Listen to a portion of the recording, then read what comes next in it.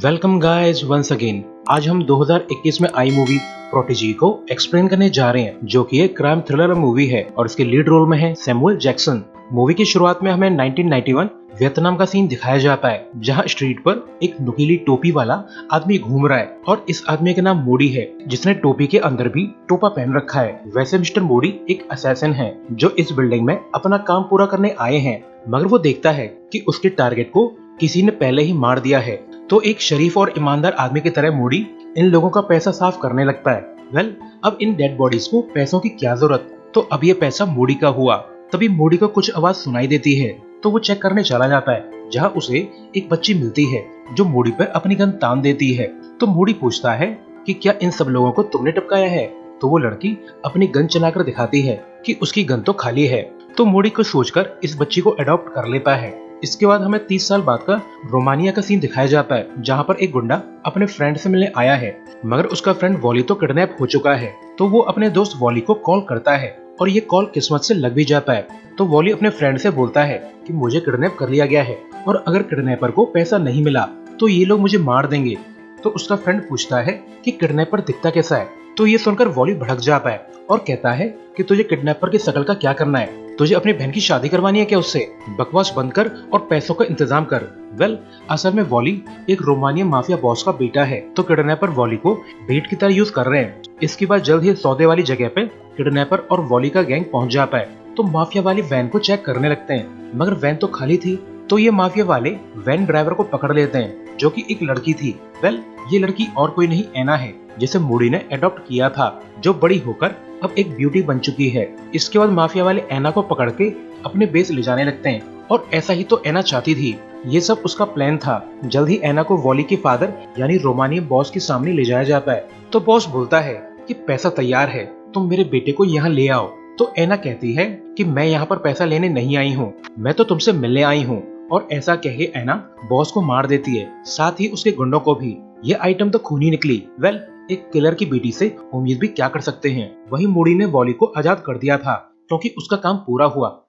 असल में मोडी ने बचपन से ही ऐना को असैसिनेशन की सारी ट्रिक्स सिखाई हैं, और अब ऐना वर्ल्ड के टॉप असैसिन्स में से एक है। इसके बाद हमें लंदन का सीन दिखाया जाता है, जहाँ ऐना अपने फ्री टाइम में एक बुक स्टोर चलाती है, जिसमें रेयर बुक्स को डील किया जाता है, और ऐसे ही ये ब्यूटी अपना टाइम एंजॉय करती है। इसके बाद ऐना अपने घर लौट आती है, जो कि काफी गजब था। यानी ये किलर्स तो सच में लाइफ एंजॉय कर रहे हैं। इसके बाद ऐना घर की हाउसकीपर के साथ मिलकर मोडी का बर्थडे सेलिब्रेट करने लगती है, जिसमें ऐना मोडी को एक गिटार गिफ्ट करती है, जो कि बहुत ही रेयर था। तो उसका गिफ्ट देखकर मोडी काफी खुश है, मगर मोडी को ये टुनटुना बजाना नहीं आता। इसके बाद मोडी ऐना को अपने सीक्रेट बेस ले जाता है, जहां वो ऐना को लूकस हियास नाम के आदमी की डिटेल्स देकर कहता है कि जल्द से जल्द लूकस को ढूंढो। तो ऐना ऑर्डर मिलते ही काम पे निकल जाती है।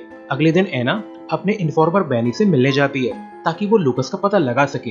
तो बैनी लूकस को ढूंढने के लिए राजी हो जाता है। तो ऐना अपने बुक स्टोर लौट आती है, जहां उसकी मुलाकात माइकल रेम्बार्ट नाम के आदमी से होती है, जो कि बुक खरीदने के बहाने से यहाँ पे आया है। मगर न जाने क्यों ऐना की किलर इंस्टिंक्ट्स उसे कह रही हैं कि ये आदमी खतरनाक है। शाम होने पर ऐना घर लौट आती है, मगर वो ये देखकर हैरान है कि किसी ने हाउसकीपर को मार दिया है, इंक्लूडिंग उसके फादर मोडी को भी। तो ऐना विजुलाइज करने लगती है कि असैसिन ने हाउसकीपर और मोडी को कैसे मारा होगा, और अब ऐना काफी ज्यादा दुखी है। मगर तभी उसके सामने एक ड्रोन में एक पेन ड्राइव लगी हुई मिलती है।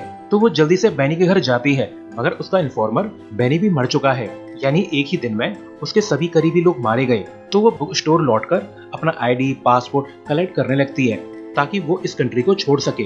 मगर तभी बुक स्टोर पे हमला हो जाता है, जहां असैसिन्स ऐना के स्टोर की धज्जियां उड़ा देते हैं। तो डेंजर लेडी गुस्से में इन गुंडों को मार देती है। इसके बाद ऐना एक इंटरनेट कैफे जाकर अपने फादर की पेन ड्राइव चेक करने लगती है, जिसमें उसे पता चलता है कि लूकस हेन्स तो एक बच्चा है, जिसका कई साल से कोई अता पता नहीं है। मगर फर्दर छानबीन करने पे ऐना को अंदाजा लग जाता है कि लूकस इस समय वियतनाम में है, और इन्हीं फाइल्स में ऐना को लूकस के पिता एडवर्ड हेन्स के बारे में पता चलता है, जिसे मोडी ने टिपकाया था।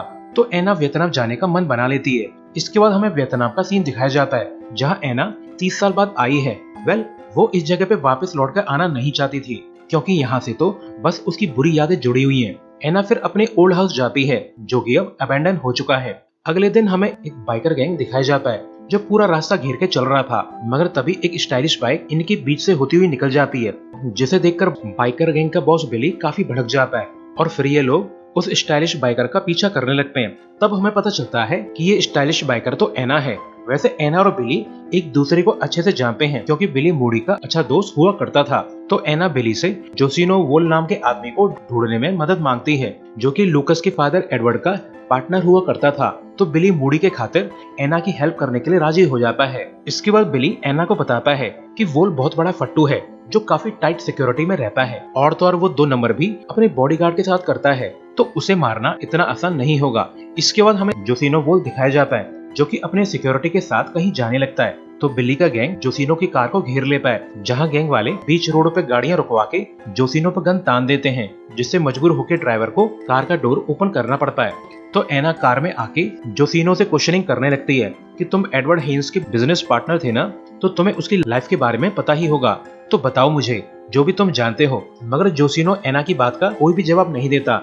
तो एना उसे अपना विजिटिंग कार्ड देकर यहाँ से निकल जाती है। तो जब एना अपने घर पहुँचती है तब उसे जोसिनो का कॉल आता है, जो फोन पे बोलता है कि 1 घंटे में मुझे मेरे ऑफिस में मिलो।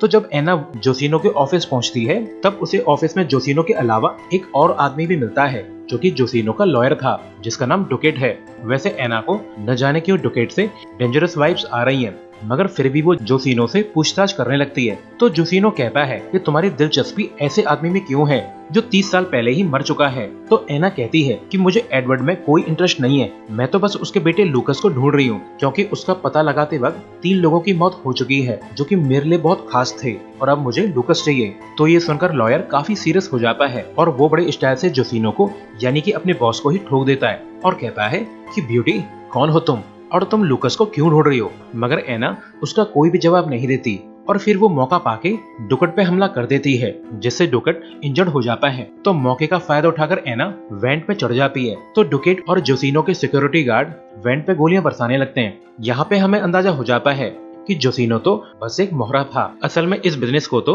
लॉयर डुकेट कंट्रोल करता है, और तो और वो लुकस के राज को राज ही रखना चाहता है। इसके बाद एना यहाँ से भागने की कोशिश करती है, मगर जब एना बिल्डिंग से बाहर जाती है तब एक कार एना को ठोक देती है। यानी एना के बुरे दिन चल रहे हैं, क्योंकि अब इंजर्ड होने के कारण उसे डुकेट ने पकड़ लिया है, जो एना को इंटेरोगेट करने लगता है, मगर एना कुछ भी नहीं बताती। तो डुकेट टॉपिक चेंज करके कहता है कि मूडी एडवर्ड के बेटे को ढूंढ क्यों रहा था, मगर अभी भी एना कोई भी जवाब नहीं देती। तो डुकेट बिना रहम किए एना को टॉर्चर करवाने लगता है, मगर काफी टॉर्चर झेलने के बावजूद एना कुछ भी नहीं बताती, और फिर ऐसे ही कई दिन बीत जाते हैं, मगर कोई फायदा नहीं। तो डुकेट इस काम के लिए अपने एसोसिएट को बुला लेता है, जो कि और कोई नहीं माइकल रैम्बार्ड है, जो कि एना के स्टोर आया था। तो एना समझ जाती है कि मूडी के मर्डर के पीछे रैम्बार्ड या उसके ग्रुप का हाथ है। तो रैम्बार्ड क्लियर करता है कि मूडी को मारने में मेरा कोई हाथ नहीं है, मगर मैं और मूडी का किलर एक ही बॉस के लिए काम करते हैं। वैसे डुकेट और उसके आदमी ही मारकाट मचाते हैं, मैं तो बस बॉस के लिए इन्फॉर्मर का काम करता हूँ। इसके बाद रैम्बार्ड एना से कहता है कि मैं तुम्हें बचा सकता हूँ, मगर तुम्हें मेरे कुछ सवालों का जवाब देना होगा। मगर एना कुछ भी नहीं कहती। तो रैम्बार्ड यहाँ से निकल जाता है, ये कहते हुए कि मैं कल सुबह फिर से आऊंगा। और फिर डुकेट अपने आदमियों को एना को मारने के ऑर्डर दे देता है। तो वो लोग एना को फांसी देने लगते हैं, मगर एना तो एक असैसिन है, जिसे बस एक मौका चाहिए था, जो इन ठग्स ने उसे दे दिया था। तो एना अपने आप को फ्री करके इन ठग्स को मार देती है। इसके बाद एना इस बेस से भागने में कामयाब हो जाती है। तो नेक्स्ट डे ये देखकर रैम्बार्ड काफी इम्प्रेस्ड है कि एना इतनी टाइट सिक्योरिटी के बावजूद यहाँ से भाग निकली। वहीं दूसरी तरफ बिली एना से कहता है कि हम तुम्हें बॉर्डर तक पहुंचा सकते हैं, जहां से तुम जहां चाहो चली जाना, सिवाय लंदन के, क्योंकि वो जगह तुम्हारे लिए सेफ नहीं है। मगर एना यहाँ से जाना नहीं चाहती, क्योंकि वो मूडी के आखिरी काम को पूरा करना चाहती है। इसके बाद हमें गजब का सीन दिखाया जाता है, जहाँ एक हॉस्पिटल में जाकर एना लूकस की जानकारी लेने लगती है। तो उसे पता चलता है कि लूकस हेन्स पिछले 30 साल से यहाँ पे रह रहा है। तो जब सिस्टर एना को लूकस से मिलवाती है तब एना लूकस को देख के हैरान रह जाती है, क्योंकि लूकस तो एक क्रिपल है, जो कि ना तो देख सकता है, ना ही सुन सकता है और ना ही बोल सकता है। वेल, अब तक एना को लगता था कि मूडी को लूकस ने ही मरवाया है, मगर लूकस की हालत को देखकर नहीं लगता कि वो ऐसा कर सकता है। मगर तभी सिस्टर एना को बताती है कि लूकस काफी लकी है, क्योंकि कुछ अमीर लोग लूकस का सारा खर्चा उठा रहे हैं, और इवन इस जगह का भी। मगर यहाँ से जाते वक्त एना को रैम्बार्ड का कॉल आता है, जो एना से कहता है कि तुमने 4 लोगों को इतनी सफाई से टपका दिया, तुम्हारे मूव्स किसी एक्शन मूवी से कम नहीं है। तो अपनी तारीफ सुनकर एना काफी खुश है। तो रैम्बार्ड एना को डिनर पे इनवाइट करने लगता है, जिसके लिए एना मान जाती है, क्योंकि रैम्बार्ड एना को उसके जवाब देने के लिए राजी हो गया है। वैसे रेम्बार्ट के पास एक ओल्ड मैन भी बैठा हुआ है जो कि रेम्बार्ट से कहता है कि तुम उस लड़की को पसंद करने लगे हो ना, और शायद एना भी तुम्हें पसंद करने लगी है, वरना अब तक तुम मर चुके होते। यहाँ पे क्लियर होता है कि रेम्बार्ट और डुकेट का बॉस यही आदमी है और इसी ने मूडी को मरवाया है। रात को रेम्बार्ट एना के साथ डिनर के लिए टाइम पे पहुंच जाता है, जहाँ एना कहती है कि किसी ने मेरे दोस्त का मर्डर किया है और मैं जिससे भी इसके बारे में पूछती हूँ वो भी मारा जाता है, तो बताओ कि लूकस को प्रोटेक्ट कौन कर रहा है। तो रेम्बार्ट कहता है कि बेहतर होगा कि तुम हेन्स के बारे में पूछताछ न करो, और फिर ये दोनों एक दूसरे से फ्लर्ट करने लगते हैं। मगर इन दोनों ने टेबल के नीचे एक दूसरे पे गन तान रखी है और फिर एना यहाँ से निकल जाती है। वैसे यहाँ से लौटते वक्त रेम्बार्ट पे कुछ ठग्स हमला कर देते हैं जिन्हें वो आसानी से हैंडल कर लेता है। वैसे इन ठग्स को डुकेट ने भेजा है। डुकेट हर उस इंसान से नफरत करता है जो कि उसके बॉस के करीब हो, तो डुकेट रेम्बार्ट को ठिकाने लगाना चाहता है। वहीं डुकेट के फ्लैट तक एना पहुंच जाती है जो डुकेट को कैप्चर करके खूब टॉर्चर करती है। उससे बदला जो चुकाना है। और जब रेम्बार्ट यहाँ पे पहुंचता है तो वो देखता है कि डुकेट तो मर चुका है। तभी रेम्बार्ट को एना का कॉल आता है जो उसे बताती है कि जरा सा टॉर्चर करने पे ही डुकेट ने सारे राज उगल दिए हैं। और फिर एना यहाँ पे आ जाती है और फिर इन दोनों के बीच में तगड़ी फाइट चालू हो जाती है जिसमें ये लोग लड़ कम प्यार ज्यादा कर रहे हैं। अब तक इन दोनों को एक दूसरे से प्यार हो गया है, तो अब ये दोनों एक दूसरे को मारना नहीं चाहते। रोमांस के बाद रेम्बार्ट कहता है कि अजीब बात है कि हम ऐसे घर में रोमांस कर रहे हैं जिसका मालिक बाथरूम में फांसी पर लटका हुआ है। तो एना भी कहती है कि क्या करूं, कातिलों के भी अजीब शौक होते हैं। इसके बाद एना यहाँ से निकल जाती है, मगर डुकेट का एक ठग एना को गोली मार देता है जिससे एना काफी इंजर्ड हो जाती है। और फिर जब वो ठग एना को मारने ही वाला था तभी यहाँ पर एक आदमी आ जाता है जो उस ठग को मार के एना को बचा लेता है। और ये आदमी और कोई नहीं बल्कि मूडी था जो कि अभी तक जिंदा है। तो उसे देखकर एना काफी खुश है। इसके बाद मूडी एना से पूछता है कि तुम सोच भी कैसे सकती हो कि वो जोकर मुझे आसानी से मार देंगे। और फिर दिखाया जाता है कि असल में मूडी के बजाय वहाँ पर वो असैसिन मरा था जो मूडी को मारने आया था। बस मूडी ने उसे मार के अपने कपड़े पहना दिए थे। प्रेजेंट में एना और मूडी बिली से मिलने जाते हैं जो मूडी को जिंदा देखकर जरा भी सरप्राइज नहीं है। और अब ये लोग रेम्बार्ट के बॉस के कंपाउंड जाने का प्लान बना रहे हैं जिसका उस बॉस को भी अंदाजा है। तो उसने सिक्योरिटी टाइट कर दी है और इसे रेम्बार्ट ओवरसी कर रहा है क्योंकि उसे अंदाजा है कि एना भी यहाँ जरूर आएगी। इसके बाद रात को घर में पार्टी चालू हो जाती है जिसे रेम्बार्ट के बॉस ने ऑर्गेनाइज किया है। और फिर एना यहाँ पर वेटर बन के पहुंच जाती है। बस उसने अपना लुक चेंज कर लिया है, मगर मिस्टर रेम्बार्ट तो एना के साथ एक कबड्डी मैच खेल चुके हैं, तो वो एना की बॉडी को पीछे से देखकर उसे पहचान लेता है। तो जब एना बॉस को मारने ही वाली थी तभी रेम्बार्ट उसे रोक लेता है, मगर एना भीड़ में छुपकर यहाँ से निकल जाती है। वहीं अब बॉस को एक सेफ हाउस ले जाया जाता है जहाँ पर मूडी भी मौजूद था। और अब जाकर हमें पता चलता है कि ये बॉस एडवर्ड हेन्स है जो कि लूकस का फादर है।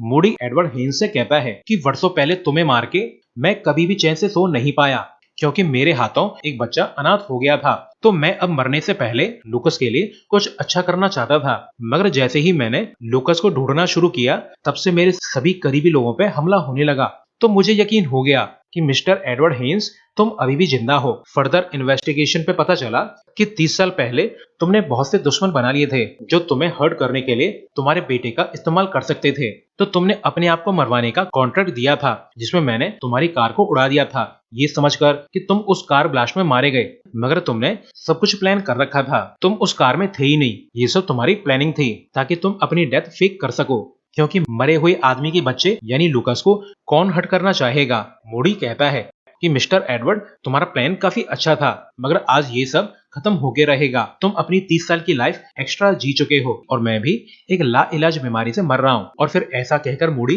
एक बॉम्ब निकालकर डिटोनेट कर देता है जिससे यहाँ पर तगड़ा ब्लास्ट होता है और इस ब्लास्ट में मूडी और एडवर्ड मारे जाते हैं। इस बार ये दोनों सच में मर चुके हैं। वहीं दूसरी तरफ एना उस जगह पे पहुंच जाती है जहां वो वर्षों पहले मूडी को मिली थी। तो हमें एना का पास्ट दिखाया जाता है कि 30 साल पहले कुछ गैंग वालों ने एना के घर में घुसकर उसके पिता को मार दिया था और तो और उन लोगों ने उसकी मॉम को उसके सामने ही रेप कर दिया था। मगर इतना ही काफी नहीं था, उन लोगों ने यंग एना को भी कैप्चर कर लिया था और वो छोटी एना को रेप करना चाहते थे। मगर लिटिल एना बहुत तेज थी, उसने एक ठग को गन असेंबल करते हुए देख लिया था। तो एना ने ठग के जाते ही दूसरी गन को असेंबल करके उन ठग्स का सफाया कर दिया। यानी ये लिटिल लेडी बॉर्न किलर थी या हालात ने उसे किलर बना दिया। इसके बाद जल्द ही यहाँ पर रेम्बार्ट भी आ जाता है और कहता है कि हम दोनों के बॉस मर चुके हैं, तो अब तुमने मुझे यहाँ पे क्यों बुलाया है। मैं तुम्हें मारना नहीं चाहता। तो एना कहती है कि हम दोनों एक दूसरे के खून के प्यासे हैं और अगर मैंने तुम्हें जिंदा छोड़ दिया तो मैं चैन से जी नहीं पाऊंगी। और ऐसा कहकर ये दोनों एक दूसरे पे गोलियां चला देते हैं। अब रेमंड मारा गया या नहीं इसका पता नहीं, मगर एना अभी भी जिंदा है। और इसी सीन के साथ ये मूवी एंड हो जाती है। तो अभी के लिए goodbye, thanks for watching.